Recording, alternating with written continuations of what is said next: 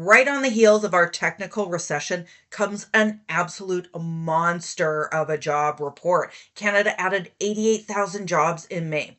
Economists were expecting only about 10,000, so this was a huge surprise. And most of those jobs were full time positions spread across multiple industries, which is generally a positive sign for the economy.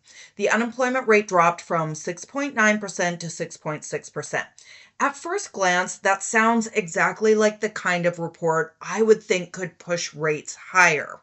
But when we dig a little deeper, the story gets interesting. One of the most overlooked parts of this report was wages. Wage growth slowed significantly, dropping from 4.5% to 3% year over year. Yikes. Canada also reported a surprisingly large decline in average weekly earnings. This is a result of unemployment hovering too high for too long, which is a direct result of interest rates being too high for too long.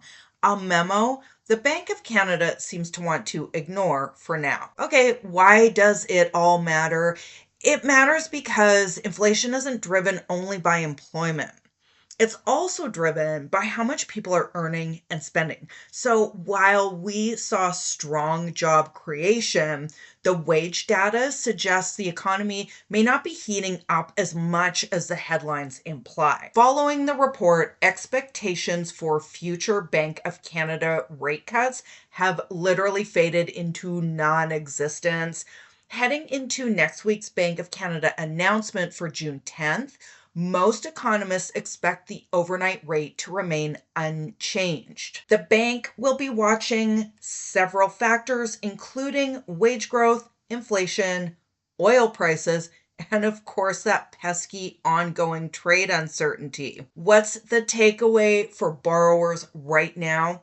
The economy may be showing more resilience than expected, but the data isn't strong enough to suggest we're suddenly entering into a rising rate environment.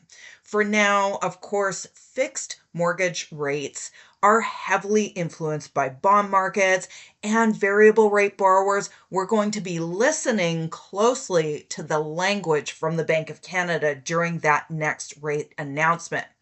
If you're sitting there trying to decide between fixed and variable, strategy first. What does that mean?